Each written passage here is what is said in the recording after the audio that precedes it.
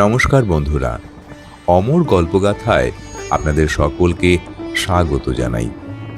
আজ দেখবেন বদ্রীনাথ ধাম যাত্রা এবং তার সঙ্গে ভারতের সর্বশেষ গ্রাম মানা গ্রাম যাত্রা এবং বসুধারা জলপ্রপাত যাত্রা এবং তার সঙ্গে আরও অন্যান্য দর্শনীয় স্থানগুলি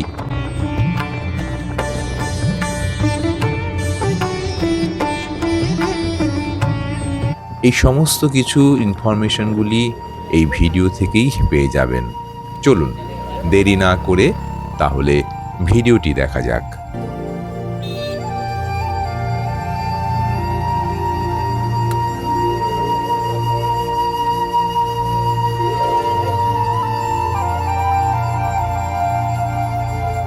আমরা তিনজন, রতন ব্যানার্জি, শুভজিৎ মুখার্জি এবং আমি অমর, আমাদের যাত্রা শুরু হয়েছিল হরিদ্বার থেকে।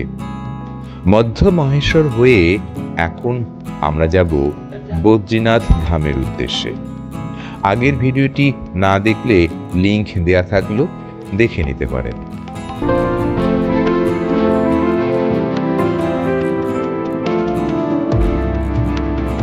সরাসরি বদ্রীনাথ যেতে হলে হরিদ্বার বা ঋষিকেশ থেকে দেবপ্রয়াগ, রুদ্রপ্রয়াগ, যোশীমঠ হয়ে বদ্রীনাথ ধাম পৌঁছতে হবে। যাই হোক, বদ্রীনাথ ধাম যাত্রা হিমালয়ের কোলে এক স্বর্গীয় যাত্রা। ভারতের উত্তরাখণ্ড রাজ্যের হিমালয়ের কোলে 10,000 ফুটেরও বেশি উচ্চতায় অবস্থিত এই পবিত্র ধাম।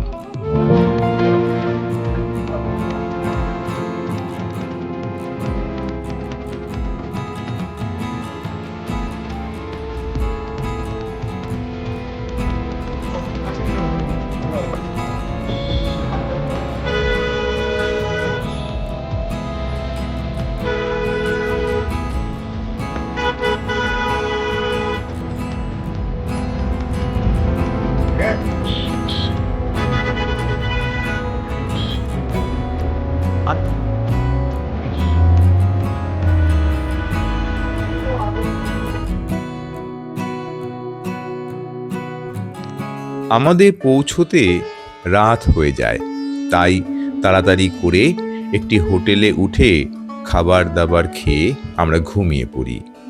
এখানে ছোট বড় বিভিন্ন প্রকার হোটেল পেয়ে যাবেন। এছাড়াও আছে অনেক ধর্মশালা, যেমন ভারত সেবাশ্রম ইত্যাদি। থাকবার জায়গায় অনায়াসে পেয়ে যাবেন। আমরা পরের দিন সকালে গাড়ি নিয়ে মনা গ্রামের দিকে চললাম।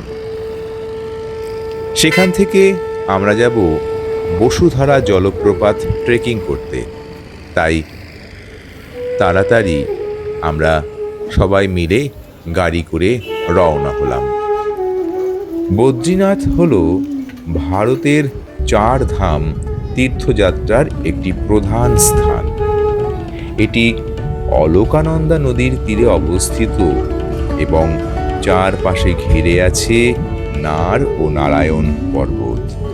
বদ্রীনাথের আশেপাশে রয়েছে বহু দর্শনীয় স্থান, যেমন তপ্তকুণ্ড বা পবিত্র গরম জলের কুণ্ড, এবং এখান থেকে ভারতের শেষ গ্রাম মানা গ্রাম বা মনাগ্রাম এখান থেকে 3 কিলোমিটার দূরে অবস্থিত। সেখানে আছে ভীমপুল, সরস্বতী নদী, ব্যাস গুহা, গণেশ গুহা, লক্ষ্মীবন, সহস্রধারা এবং 6 কিলোমিটার দূরে অবস্থিত বসুধারা জলপ্রপাত। এবং আশেপাশের অপার্থিব প্রাকৃতিক সৌন্দর্য আপনাকে মুগ্ধ করবে।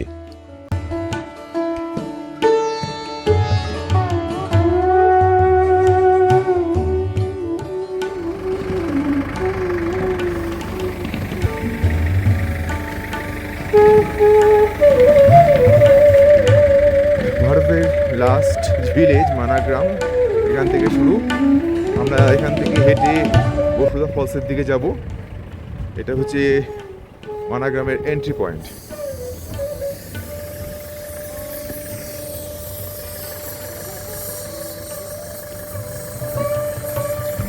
গাড়ি থেকে নেবেই আমরা একটু হেঁটেই মানা গ্রামের ঢোকার জন্য যে মুখ্য দ্বার বা দরজা, তার সামনে এসে উপস্থিত হলাম।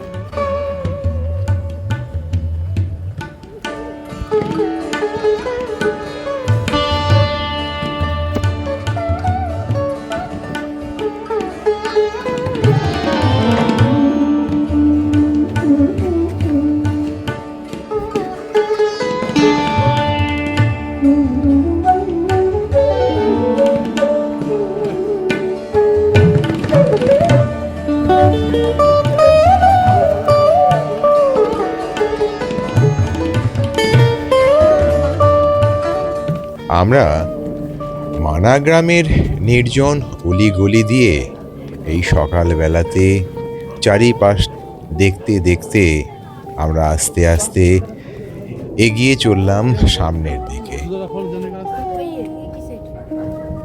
ऊपर में क्या है दीदी? ऊपर में क्या है? अच्छा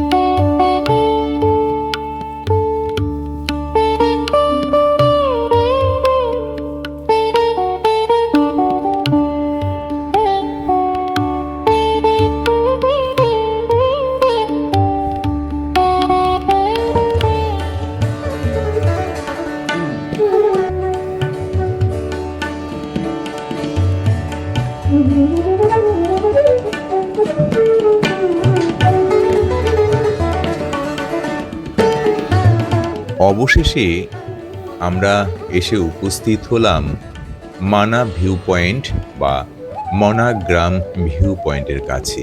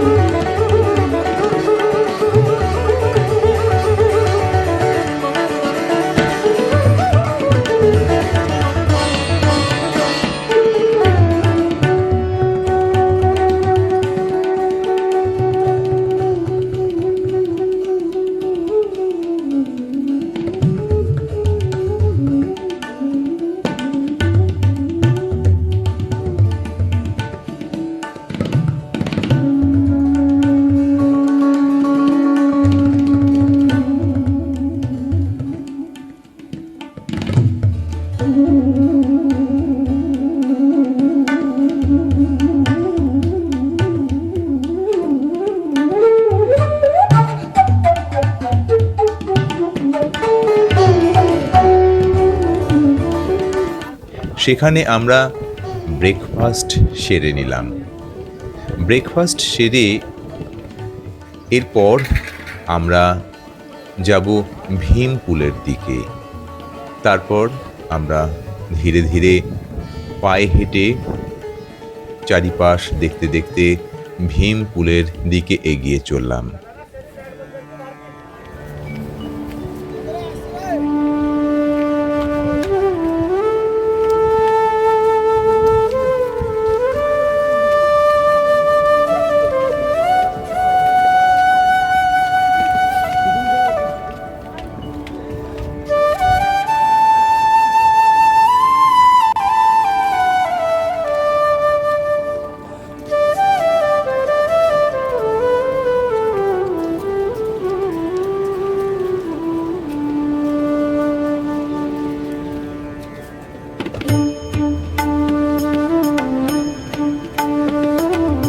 পায়ে হেঁটে পৌঁছে গেলাম আমরা ভীমপুলের কাছে। ভীমপুল একটি বিশাল পাথর দিয়ে তৈরি প্রাকৃতিক সেতু, যার নিচ দিয়ে গর্জন করে বইছে সরস্বতী নদী। বলা হয় পাণ্ডবদের স্বর্গারোহণের সময় ভীম এই পাথরটি তুলে নদীর উপর বসিয়েছিলেন, যাতে দ্রৌপদী পার হতে পারেন। তাই এর নাম ভীমপুল।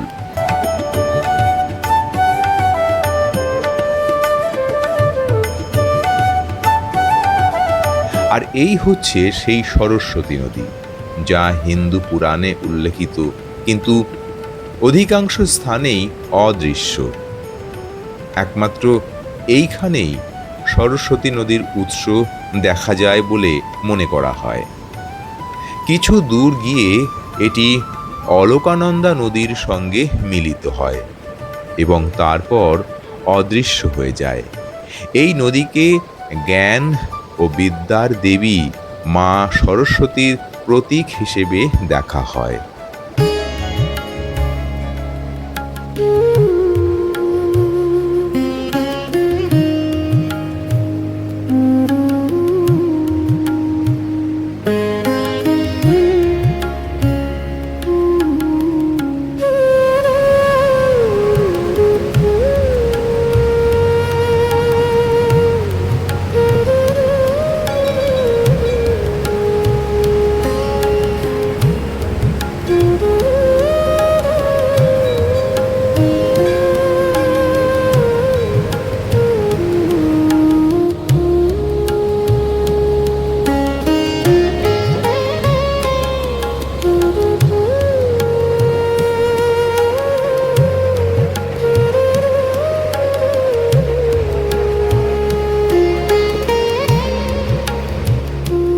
বিশ্বাস করা হয় পাণ্ডবরা স্বর্গারোহণের পথে এখান দিয়েই গিয়েছিলেন।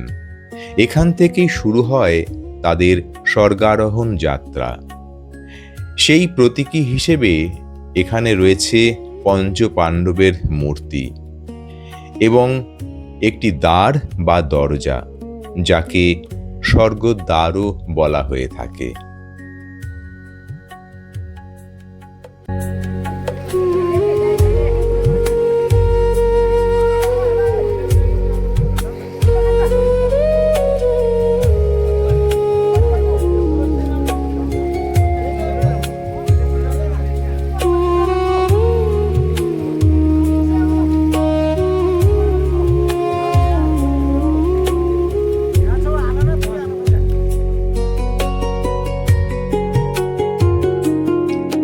এই গ্রামটিকে লাস্ট ভিলেজ অফ ইন্ডিয়া বলা হয়ে থাকে। তার কারণ এর পরেই শুরু হয় সীমান্ত অঞ্চল। এই গ্রাম শুধু ভৌগোলিক সীমারেখা নয়, এটি মহাভারতের ইতিহাসে এক জীবন্ত সাক্ষী বহন করে চলেছে। মানা বা মনাগ্রামের পথ ধরে এগোতে এগোতে প্রতিটি পাথর যেন এক একটি ইতিহাস বলে। ভীমের শক্তি, ব্যাসের জ্ঞান আর সরস্বতীর রহস্য সব মিলিয়ে এই পথ যেন এক স্বর্গীয় অভিজ্ঞতা।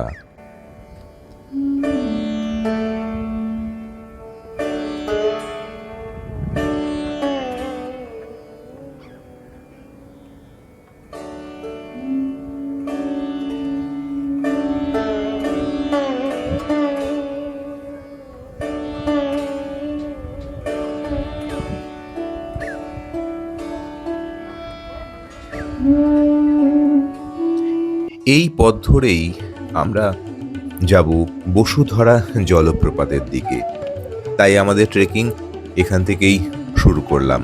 প্রায় 6 কিলোমিটার আমাদের এইভাবেই চলতে হবে, কিন্তু এই রাস্তা আশেপাশের প্রাকৃতিক সৌন্দর্য এত সুন্দর যা বলে বোঝানো যাবে না। তাই চলতে যতই কষ্ট হোক না কেন, এই অপার্থিব প্রাকৃতিক সৌন্দর্য ভেদ করে এগিয়ে যাওয়া যেন সত্যি এক রোমাঞ্চকর অনুভূতি।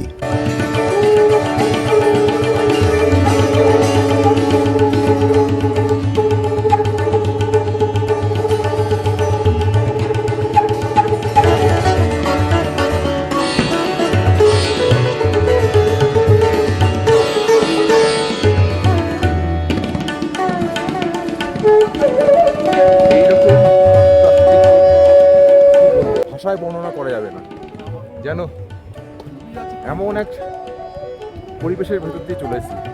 এটা হচ্ছে মানা গ্রাম থেকে বসুধা ফলসের দিকে যেতে এই রাস্তাটা ধরে যেতে হবে, প্রায় 5 কিলোমিটার রাস্তা। এমন প্রাকৃতিক সৌন্দর্যের মধ্যে দিয়ে আস্তে আস্তে ধীরে ধীরে হেঁটে যেতে যে কি মজা, কি আনন্দ, সে ভাষায় প্রকাশ করা যাবে না। দেখতেই পাচ্ছেন যে এমন প্রাকৃতিক দৃশ্য, সত্যি প্রকৃতি যে এমন তার অকল্পনীয় যে রূপ, তা এখানে এলেই বুঝতে পারবেন। এটা হচ্ছে আমাদের ভারতবর্ষের শেষ সীমানা বলতে পারেন।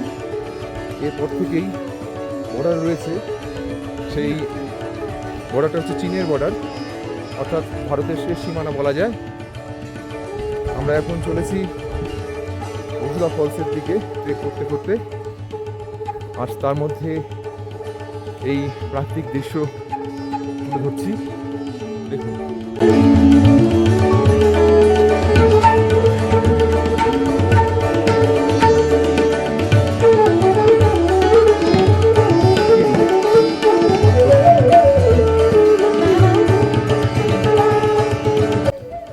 যদি কখনো বদ্রীনাথ দর্শনে আসেন তাহলে অবশ্যই মানা গ্রামটা ঘুরে যেতে ভুলবেন না।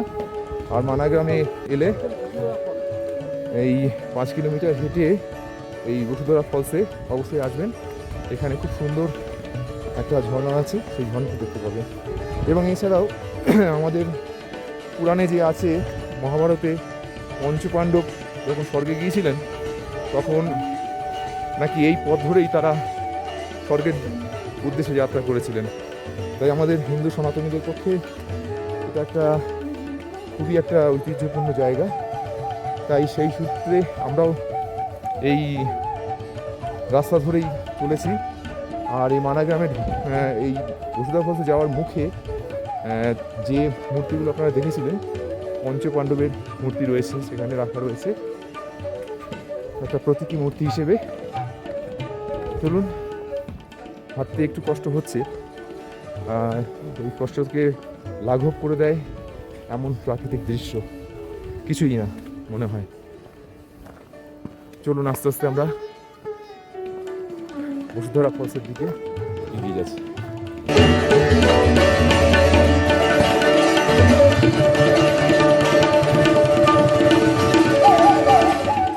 বসুধরা জলপ্রপাতের দিকে চলতে চলতে মাঝে মাঝে এই রকম প্রাকৃতিক দৃশ্য দেখে থমকে দাঁড়িয়ে যেতে হয়।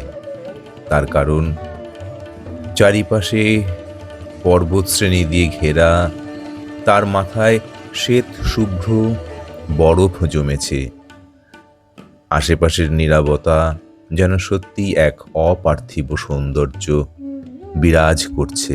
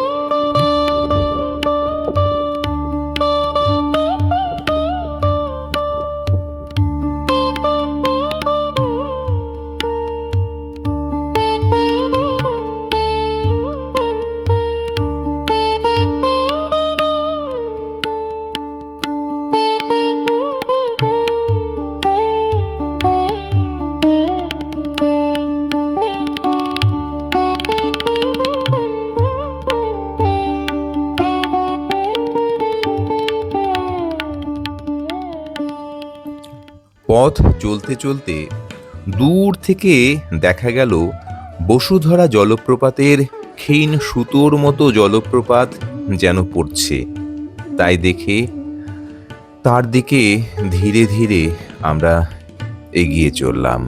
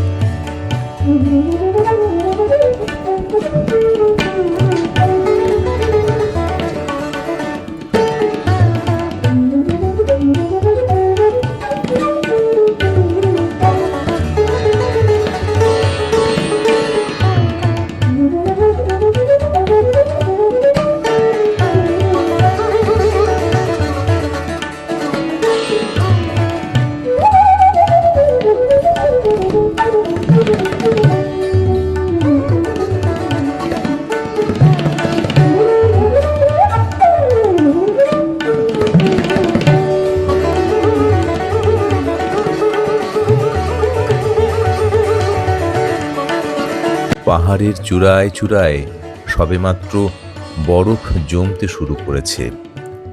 যতই ধীরে ধীরে জলপ্রপাতের কাছে আমরা পৌঁছচ্ছি, জলপ্রপাতের আওয়াজ গর্জন ততই আমাদের কানের ভেসে আসছে এবং জলপ্রপাতের দৈর্ঘ্য উচ্চতা যেন ক্রমশই বৃদ্ধি পাচ্ছে। আশেপাশের প্রাকৃতিক সৌন্দর্য উপভোগ করতে করতে আমরা আরও ধীরে ধীরে জলপ্রপাতের কাছে অগ্রসর হতে থাকি এবং একসময় আমরা জলপ্রপাতের নিচে এসে উপস্থিত হই।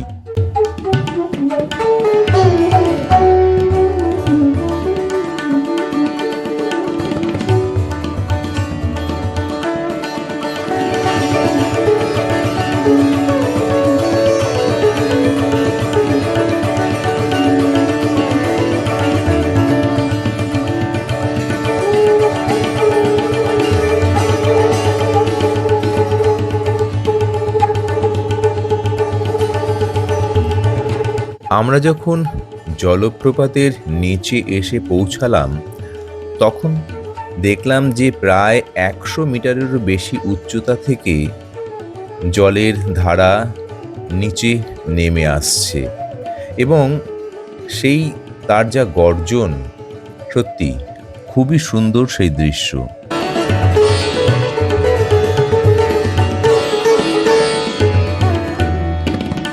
কথিত আছে বসুধরার জলের ছটা নাকি পুণ্যার্থীদের মাথায় বর্ষিত হয় লোককথা অনুযায়ী। তা যাই হোক,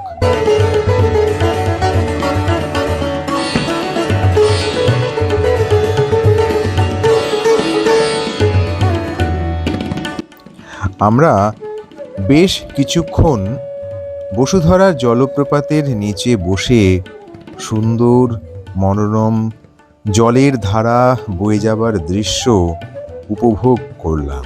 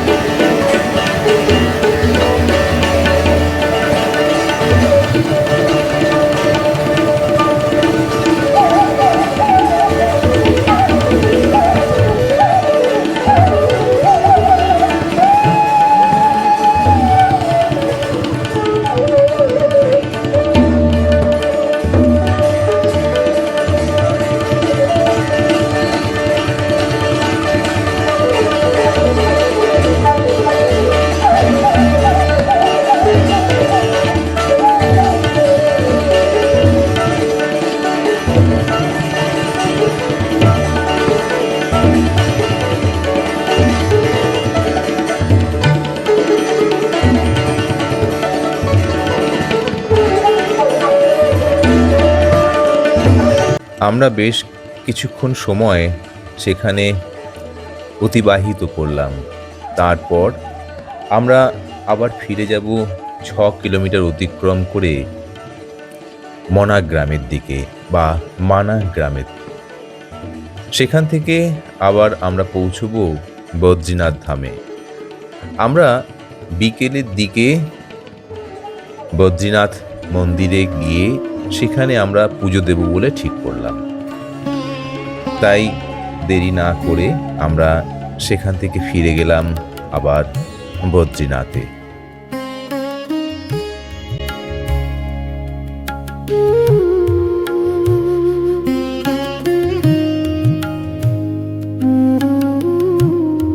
ঘরে গিয়ে একটু বিশ্রাম নিয়েই আমরা বেরিয়ে পড়লাম মন্দিরের উদ্দেশ্যে। রাস্তায় যেতে যেতেই দূর থেকে আমরা মন্দিরের চূড়াটি দেখতে পেলাম। সেখানে পৌঁছতে আরও কিছুটা সময় লাগবে।